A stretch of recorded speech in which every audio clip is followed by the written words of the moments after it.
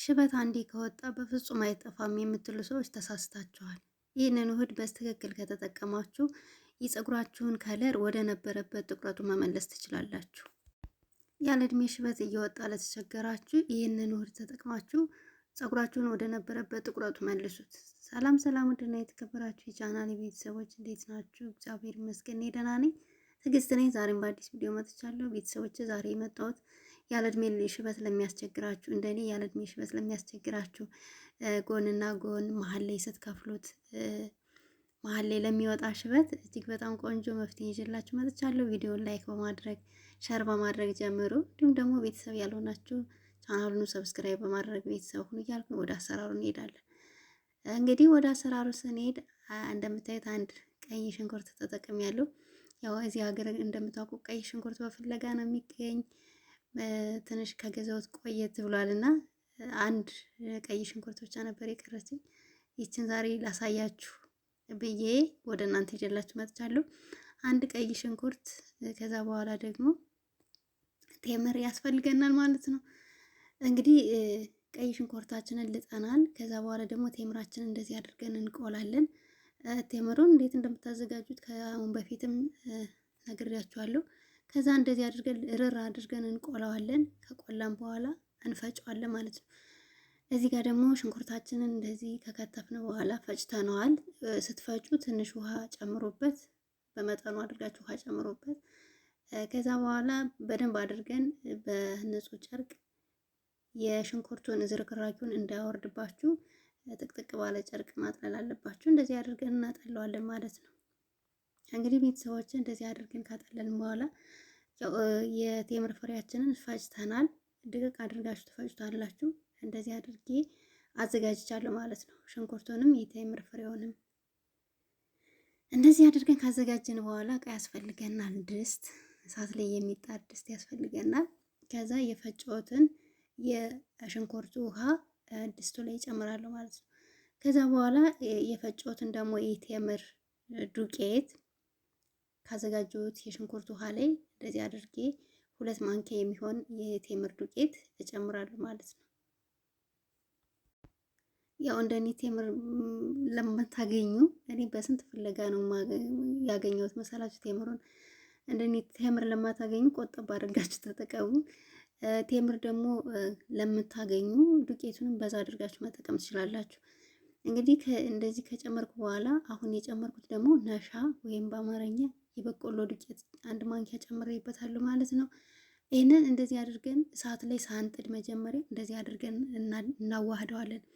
ምክንያቱም ነሻ የበቆሎ ዱቄት እሳት ላይ አድርጋችሁ ስትጨምሩት ይጓጉላልና ውጭ ላይ እያለ እንደዚህ አዋህዳችሁ እሳት ላይ ትጥዱታላችሁ ማለት ነው። እሳት ላይ ስትጥዱ ደግሞ በጣም ቅንስ አድርጋችሁ እሳቱን ቀንሳችሁ ቀስ ያለ በራሱ ጊዜ ውህድ ይሆንልናል ማለት ነው። እንግዲህ በጣም ቀንሸዋለሁ እሳቱን እንዳያችሁት፣ ቀስ እያለ እንደዚህ ወደ ክሬምነት ይቀየርልናል ማለት ነው። አሁን እንደዚህ አድርገን ካዘጋጀን በኋላ እናወርድና እስከሚቀዘቅዝልን እንጠብቀዋለን። ያው ትኩሱን፣ ምክንያቱም ትኩሱን ለመቀባት ማስቸጋሪ ነው። እንደገና ደግሞ እናጠለዋለን። እንግዲህ ለምንድን ነው የምናጠለው ቤተሰቦች? የቴምር ፍሬው ስትፈጩት በደንብ አይደቅም። ያው ታውቁታላችሁ፣ የቴምር ፍሬ በጣም ጠንካራ ነው እና በደንብ አይደቅም። ስለዚህ ያ ድቃቂው ወደ ፀጉራችን እንዳይገባብን ግዴታ ማጥለል አለብን። ስታጠሉት ራሱ እኔ አሁን ይሄ ጨርቁ በጣም ጥቅጥቅ ያለ ጨርቅ ነው፣ ምንም ማውረድ አይችልም። 2ቴ ነው እንደዚህ ያጠለልኩት፣ ምክንያቱም ከፀጉሬ ከገባ ለስታጠብ ለማውጣት ስለሚያስቸግረኝ 2ቴ አድርጌ ነው ያጠለልኩት። እና እንደዚህ አድርጋችሁ ስታጠሉት ምንም ነገር የሚወርድ ነገር የለውም ከውህዱ በስተቀር። ከዛ እንደዚህ አድርገን ካጠለልን በኋላ አንድ የሾርባ ማንኪያ የሚሆን የወይራ ዘይት እንጨምርበታለን። እሱን ጨምረን እናዋህዳለን ማለት ነው።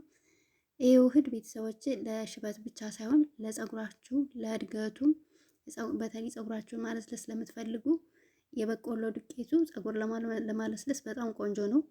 ፀጉራችሁን ለማለስለስ፣ ሽበታችሁን ለማጥፋት ፀጉራችሁን ለማጥቆር እጅግ በጣም ቆንጆ ነው።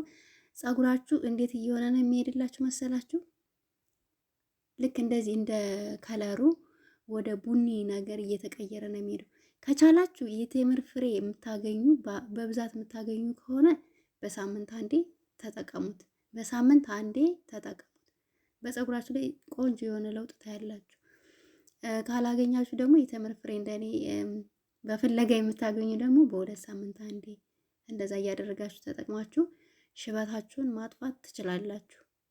በቅባት መልክም ሰርቼላችኋለሁ። እንደገና ደግሞ እንደዚህ ሽበታችሁንም ለመሸፈኛ ፀጉራችሁን ለማጥቆሪያ እንደዚህ አድርጋችሁ መጠቀም ትችላላችሁ። እና አሁን ቤተሰቦች ፀጉሬን እንግዲህ እየተቀባው ነው። እኔ ሙሉ ፀጉሬን ነው መቀባት የፈለኩት። ሙሉ ፀጉራችሁን የምትቀቡት አሪፍ ነው። ምንም የሚያመጣው ጉዳት የለውም። ምንም እንዳያችሁት የተጨመረበት ነገር የለም። ሁሉም ከኬሚካል ነፃ የሆነ ነገር ነው። በቤታችን አዘጋጅተን የምንጠቀመው ለፀጉራችን ምንም ጉዳት የሚያመጣ ነገር የለውም። ሙሉን ፀጉራችሁን ብትቀቡት አሪፍ ነው። እኔ እንግዲህ ሙሉን ፀጉሬን ነው የምቀባው። ፀጉራችሁ ግን ስትቀቡ ንጹህ መሆን አለበት። ቆሻሻ መሆን የለበትም። ማለት ፀጉራችሁ ከታጠባችሁት ከቆየ ቅባት ነገር ካለው እሱን ታጥባችሁ ቢሆን የተሻለ ነው። ምክንያቱም ከፀጉራችን ከቆሻሻው ላይ ከተቀባ ነው በውጤቱ ደስተኛ ላንሆን እንችላለን፣ ወይም ውጤቱን ላናይበት እንችላለን። ስለዚህ ፀጉራችን ንጹህ ቢሆን እየተሻለ ነው ላችሁ ፈልጌ ነው። ቤተሰቦች እንደዚህ እያደረጋችሁ እየተቀባችሁ ፀጉራችሁን ማሳመር ወይም ሽበታችሁን ማጥፋት ትችላላችሁ። በተለይ ቴምር በብዛት ስለምታገኙ እህቶች ይህንን በሳምንት አንዴ ብትጠቀሙት እጅግ በጣም በፀጉራችሁ ላይ ወይም በሽበታችሁ ላይ ለውጥ ታያላችሁ። ሽበታችሁ ጠፍቶ ወደ ነበረበት የፀጉራችሁ ጥቁረት ይመልስላችኋል ማለት ነው። እና በቤት ውስጥ የሚገኝ ነገር ነው። ቴምርን በቤት ውስጥ ካገኛችሁ የበቆሎ ዱቄትም እንግዲህ ማንኛውም ቦታ ማንኛውም ቤት የሚገኝ ነው። እሱንና አንድ ማንኪያ የሾርባ ዘይት አንድ የሾርባ ማንኪያ ዘይቱን እና ደግሞ ሽንኩርት አድርጋችሁ ብትጠቀሙት እጅግ በጣም ቆንጆ ነው። ለፀጉር እድገት ፀጉር ለማብዛት አሪፍ ነው። ሽንኩርትም እንግዲህ እንደምታውቁት ፀጉር ያበዛል፣ ፀጉር ያሳድጋል። እና እንደዚህ እያደረጋችሁ በተለይ ቴምር በብዛት የምታገኙ ተጠቀሙት ቤተሰቦች። በፀጉራችሁ ላይ ቆንጆ የሆነ ለውጥ ታያላችሁ። እኔ ያው ቴምር ብዙ ጊዜ ስለማላገኝ በሁለት ሳምንት በሶስት ሳምንትም አንዴ ነው የምጠቀመው። እና እንደዚህ አድርገን እንቀባና ማሳጅ እናደርገዋለን። ማሳጅ አድርጉ። ሁሌ እንደምላችሁ ማሳጅ ማድረግ እጅግ በጣም ቆንጆ ነው። ማሳጅ ማድረግ ሽበትን ሁሉ እንዳያወጣ እንደሚከላከል ታውቃላችሁ። እውነት ማሳጅ ማድረግ ሽበታችንን የፀጉራችን ሽበት እንዳያወጣ ሁሉ ያደርግልናል። ምክንያቱም ጭንቅላታችን አካባቢ የደም ዝውውራችን ስለሚፋጠን ከዛ ሜላኒን የተባለውን የጥቁር ፀጉር የሚያወጣውን ሆርሞን እንዲነቃቃ ያደርገዋል ማለት ነው። እና ማሳጅ ማድረግ ለፀጉር እድገትም እንደገና ደግሞ ሽበትም እንዳያወጣ ይከላከልልናል ማለት ነው። ሁሌም እንደምነግራችሁ ሁሌ እነግራችኋለሁ ማሳጅ አድርጉ ፀጉራችሁን ብዬ። ሌላ ደግሞ ጥቁር አዝሙድ፣ እርድ፣ ቡናን አንድ ላይ ቀላቅላችሁ እሱን ራሱ ብትቀቡት እንዴት ፀጉር እንደሚያጠቁር እንዴት ፀጉር እንደሚያሳምር እንዴት ነው ፀጉራችሁን ከለሩን የፀጉራችሁን ዛላ የሚያደርገው መሰላችሁ? ወደ ቡኒ ነገር ነው የሚቀይረው፣ የሆነ አብረቅራቂ ነው የሚያደርገው። እና እንደዚህ እያደረጋችሁ ሽበታችሁን ማጥፋት ትችላላችሁ። ደግሞ ሽበት የሚወጣው አውቆ ጎንና መሀል ላይ ነው የሚወጣው። መሀል ላይ ስላችሁ እንደዚህ ግንባራችሁ አካባቢ ስትከፍሉት ሽበት ወጥቶ ነው የምታገኙት። አውቆ እኮ ነው ፊት ለፊት ስለሆነ። እና እኔ ራሱ ይሄ ፊት ለፊቴ ጎንና ጎኔ መሀሉ ሽበት ብቻ ነው። ግን አሁን ቆይ ታጥቤ አሳያችኋለሁ። እኔ በሁለት ሳምንት በሶስት ሳምንት አንዴ ይህንን ውህድ እጠቀመዋለሁ። ከዛ እንደዚህ ስራ አደርግና ከአንድ ሰዓት በኋላ ታጥበዋለሁ ማለት ነው። እንግዲህ ቤተሰቦች ታጥቤው ይህንን ይመስላል። እንደምታዩት ሽበት የሚባል ነገር የለውም። እኔ እየደጋገምኩ ስለተጠቀምኩት ነው። በአንዴ ለውጥ አይመጣም ቤተሰቦች። እዚህ ላይ ማወቅ ያለባችሁ ደጋግማችሁ ተጠቀሙት። በአንዴ ለውጥ አይመጣም፣ ደጋግማችሁ ስትጠቀሙት ነው።